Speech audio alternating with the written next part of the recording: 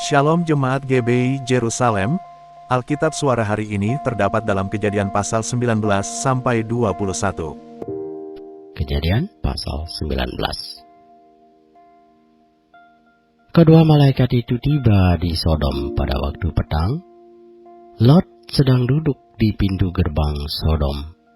Dan ketika melihat mereka, bangunlah ia menyongsong mereka, lalu sujud dengan mukanya sampai ke tanah. Serta berkata, "Tuan-tuan, silakan Lot singgah ke rumah hamamu ini. Bermalamlah di sini dan basuhlah kakimu, maka besok pagi tuan-tuan boleh melanjutkan perjalanannya." Jawab mereka, "Tidak, kami akan bermalam di tanah lapang." Tetapi karena ia sangat mendesak mereka, singgahlah mereka dan masuk ke dalam rumahnya. Kemudian ia menyediakan hidangan bagi mereka. Ia membakar roti yang tidak beragi, lalu mereka makan. Tetapi sebelum mereka tidur, orang-orang lelaki dari kota Sodom itu, dari yang muda sampai yang tua, bahkan seluruh kota, tidak ada yang terkecuali, datang mengepung rumah itu. Mereka berseru kepada Lot, "Di manakah orang-orang yang datang kepadamu malam ini? Bawalah mereka keluar kepada kami, supaya kami pakai mereka." Lalu keluarlah Lot menemui mereka ke depan pintu, tetapi pintu ditutupnya di belakangnya. Dan ia berkata, "Saudara-saudaraku, janganlah kiranya berbuat jahat. Kamu tahu aku mempunyai 2 orang anak perempuan yang belum pernah dijamah laki-laki. Baiklah mereka kubawa keluar kepadamu. Perbuatlah kepada mereka seperti yang kamu pandang baik. Hanya jangan kamu apa-apakan orang-orang ini, sebab mereka memang datang untuk berlindung di dalam rumahku." Tetapi mereka berkata, "Enyalah." Lagi kata mereka, "Orang ini datang ke sini sebagai orang asing, dan dia mau menjadi hakim atas kita. Sekarang kami akan menganiaya engkau lebih daripada kedua orang itu." Lalu mereka mendesak orang itu, yaitu Lot, dengan keras, dan mereka mendekat untuk mendobrak pintu. Tetapi kedua orang itu mengulurkan tangannya, menarik Lot masuk ke dalam rumah, lalu menutup pintu, dan mereka membutakan mata orang-orang yang di depan pintu rumah itu, dari yang kecil sampai yang besar, sehingga percumalah orang-orang itu mencari-cari pintu. Lalu kedua orang itu berkata kepada Lot, "Siapakah kaummu yang ada di sini lagi? Menantu atau anakmu laki-laki, anakmu perempuan, atau siapa saja kaummu di kota ini? Bawalah mereka keluar dari tempat ini, sebab kami akan memusnahkan tempat ini, karena banyak keluh kesah orang tentang kota ini di hadapan Tuhan. Sebab itulah Tuhan mengutus kami untuk memusnahkannya."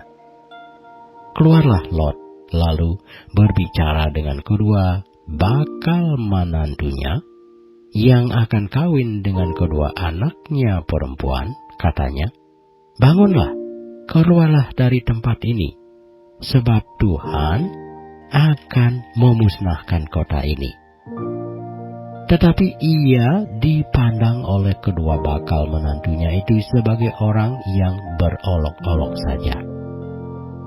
Ketika fajar telah menyingsing, kedua malaikat itu mendesak Lot supaya bersegera. Katanya, "Bangunlah, bawalah istrimu dan kedua anakmu yang ada di sini, supaya engkau jangan mati lenyap karena kedurjanaan kota ini." Ketika ia berlambat-lambat maka tangannya, tangan istri, dan tangan kedua anaknya dipegang oleh kedua orang itu, sebab Tuhan hendak mengasihani dia. Lalu kedua orang itu menuntunnya keluar kota dan melepaskannya di sana. Sesudah kedua orang itu menuntun mereka sampai keluar, berkatalah seorang, "Larilah, selamatkanlah nyawamu, janganlah menoleh ke belakang, dan janganlah berhenti dimanapun juga di lembah Yordan. Larilah ke pegunungan, supaya engkau jangan mati lenyap." Kata Lot kepada mereka, "Janganlah kiranya demikian, tuanku. Sungguhlah hambamu ini telah dikaruniai belas kasihan di hadapanmu, dan tuanku telah berbuat kemurahan besar kepadaku dengan memelihara hidupku. Tetapi jika aku harus lari ke pegunungan, pastilah aku akan tersusul oleh bencana itu, sehingga matilah aku. Sesungguhnya kota yang di sana itu cukup dekat kiranya untuk lari ke sana. Kota itu kecil, izinkanlah kiranya aku lari ke sana. Bukankah kota itu kecil? Jika demikian, nyawaku akan terpelihara." Saud malaikat itu kepadanya, "Baiklah, dalam hal ini pun permintaanmu akan kuterima dengan baik, yakni kota yang telah kau sebut itu tidak akan kutunggang balikkan. Cepatlah, larilah ke sana, sebab aku tidak dapat berbuat apa-apa sebelum engkau sampai ke sana." Itulah sebabnya nama kota itu disebut Zoar. Matahari telah terbit menyinari bumi ketika Lot tiba di Zoar. Kemudian Tuhan menurunkan hujan belerang dan api atas Sodom dan Gomora, berasal dari Tuhan, dari langit. Dan ditunggang balikkannya lah kota-kota itu dan lembah Yordan, dan semua penduduk kota-kota, serta tumbuh-tumbuhan di tanah. Tetapi istri Lot yang berjalan mengikutinya menoleh ke belakang, lalu menjadi tiang garam. Ketika Abraham pagi-pagi pergi ke tempat ia berdiri di hadapan Tuhan itu, dan memandang ke arah Sodom dan Gomora serta ke seluruh tanah lembah Yordan, maka dilihatnya lah asap dari bumi membubung ke atas sebagai asap dari dapur peleburan. Demikianlah pada waktu Allah memusnahkan kota-kota di lembah Yordan dan menunggang balikkan kota-kota kediaman Lot, maka Allah ingat kepada Abraham. Lalu dikeluarkannya lah Lot dari tengah-tengah tempat yang ditunggang balikkan itu. Pergilah Lot dari Zoar, dan ia menetap bersama-sama dengan kedua anaknya perempuan di pegunungan, sebab ia tidak berani tinggal di Zoar, maka diamlah ia dalam suatu goa beserta kedua anak-anaknya. Kata kakaknya kepada adiknya, "Ayah kita telah tua, dan tidak ada laki-laki di negeri ini yang dapat menghampiri kita, seperti kebiasaan seluruh bumi. Marilah kita beri ayah kita minum anggur, lalu kita tidur dengan dia, supaya kita menyambung keturunan dari ayah kita."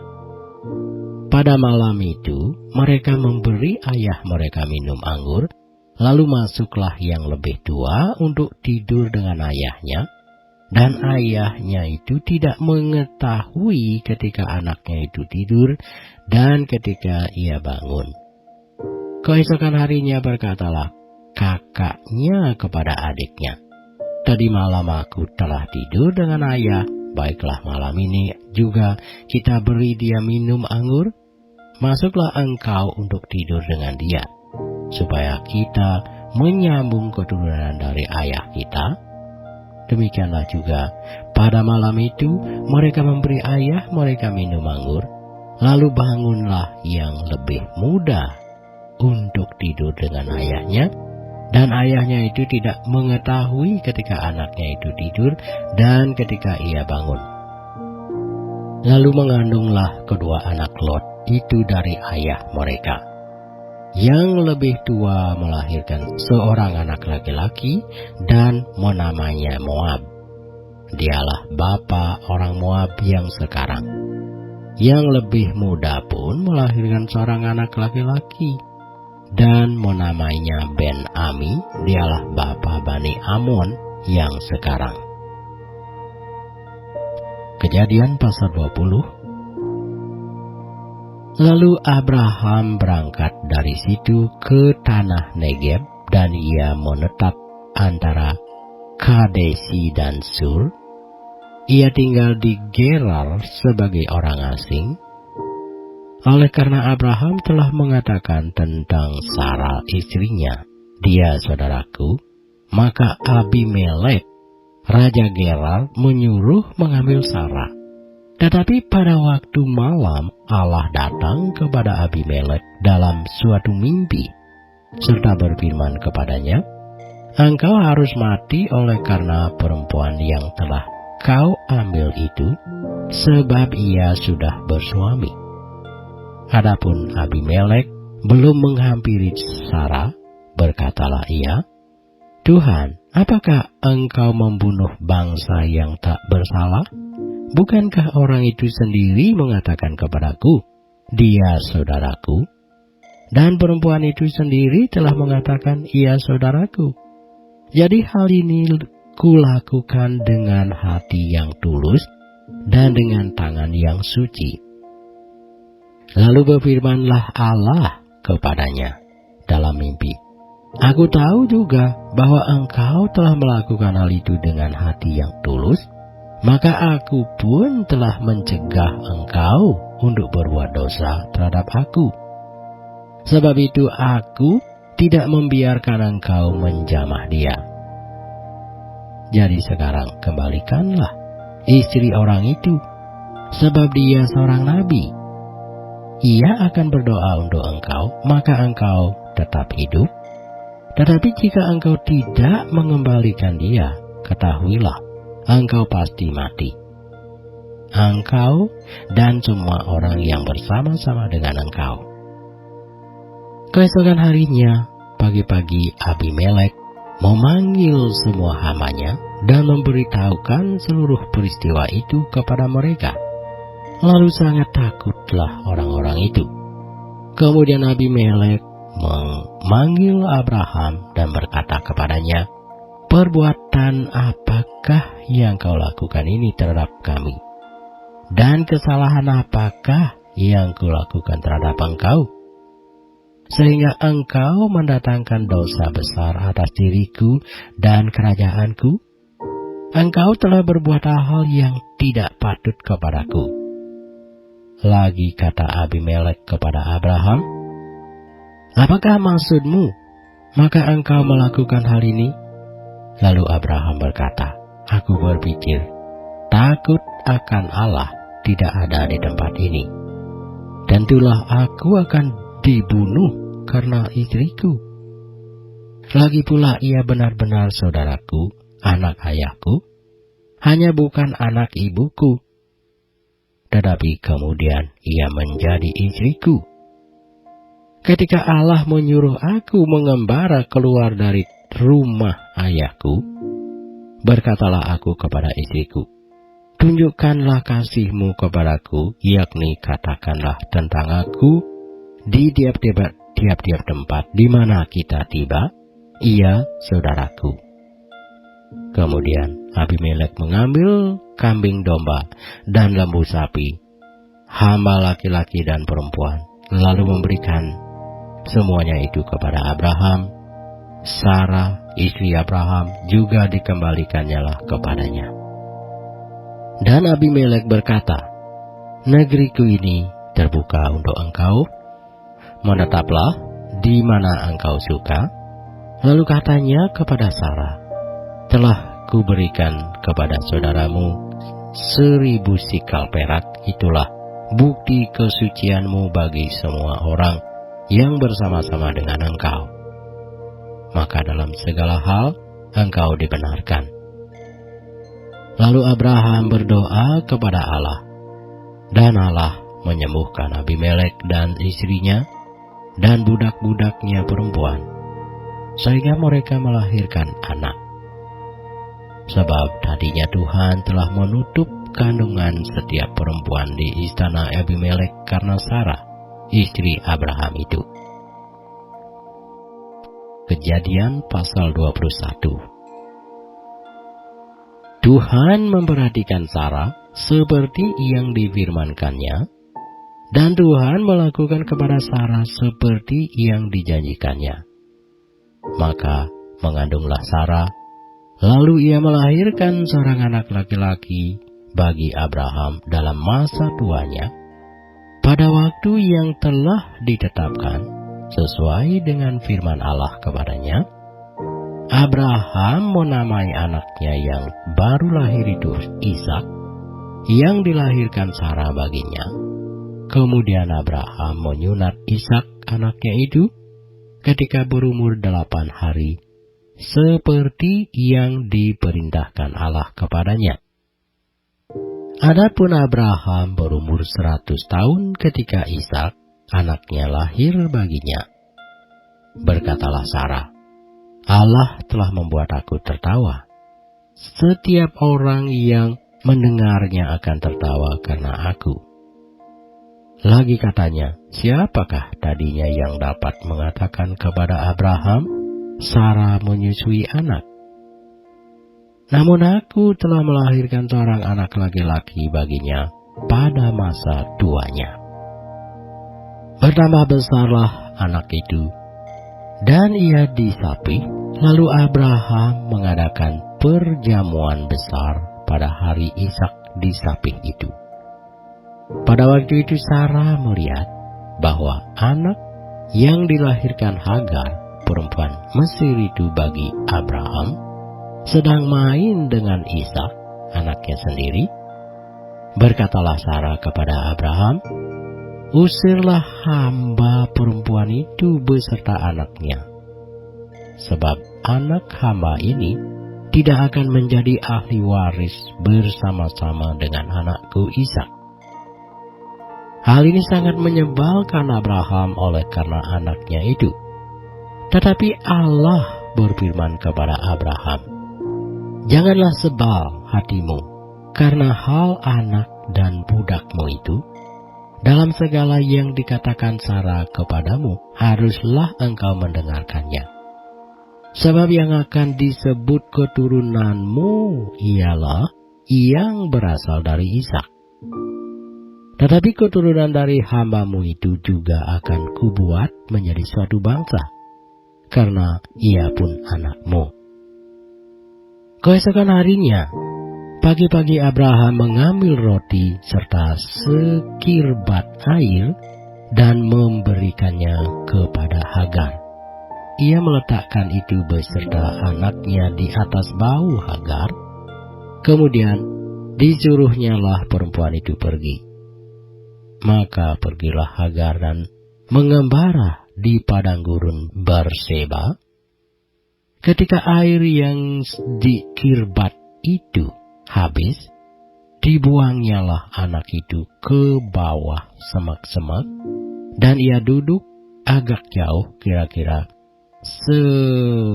sepemanah jauhnya, sebab katanya, tidak tahan aku melihat anak itu mati. Sebab ia duduk di situ, menangislah ia dengan suara nyaring. Allah mendengar suara anak itu. Lalu malaikat Allah berseru dari langit kepada Hagar, katanya kepadanya, apakah yang engkau susahkan Hagar? Janganlah takut, sebab Allah telah mendengar suara anak itu dari tempat ia terbaring. Bangunlah, angkatlah anak itu, dan bimbinglah dia, sebab aku akan membuat dia menjadi bangsa yang besar. Lalu Allah membuka mata Hagar sehingga melihat sebuah sumur. Ia pergi mengisi kirbatnya dengan air, Kemudian diberinya anak itu minum. Allah menyertai anak itu sehingga ia bertambah besar. Ia menetap di padang gurun dan menjadi seorang pemanah. Maka tinggallah ia di padang gurun Paran. Dan ibunya mengambil seorang istri baginya dari tanah Mesir. Pada waktu itu, Abimelek beserta Pikol, panglima tentaranya, berkata kepada Abraham, Allah menyertai engkau dalam segala sesuatu yang engkau lakukan. Oleh sebab itu bersumpahlah kepadaku di sini demi Allah, bahwa engkau tidak akan berlaku curang kepadaku atau kepada anak-anakku atau kepada cucu cicitku, sesuai dengan persahabatan yang kulakukan kepadamu. Demikianlah harus engkau berlaku kepadaku dan kepada negeri yang kau tinggali sebagai orang asing. Lalu kata Abraham, aku bersumpah. Tetapi Abraham menyesali Abimelek tentang sebuah sumur yang telah dirampas oleh hamba-hamba Abimelek. Jawab Abimelek, aku tidak tahu siapa yang melakukan hal itu. Lagi tidak kau beritahukan kepadaku, dan sampai hari ini belum pula ku dengar. Lalu Abraham mengambil domba dan lembu dan memberikan semuanya itu kepada Abimelek. Kemudian kedua orang itu mengadakan perjanjian. Tetapi Abraham memisahkan 7 anak domba betina dari domba-domba itu. Lalu kata Abimelek kepada Abraham, untuk apakah ke-7 anak domba yang kau pisahkan ini? Jawabnya, ke-7 anak domba ini harus kau terima dari tanganku untuk menjadi tanda bukti bagiku bahwa akulah yang menggali sumur ini. Sebab itu, orang menyebutkan tempat itu Berseba karena kedua orang itu telah bersumpah di sana. Setelah mereka mengadakan perjanjian di Berseba, pulanglah Abimelek beserta Pikol, panglima tentaranya, ke negeri orang Filistin.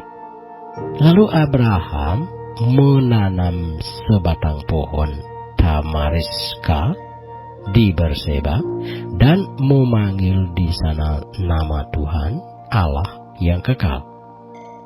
Dan masih lama Abraham tinggal sebagai orang asing di negeri orang Filistin.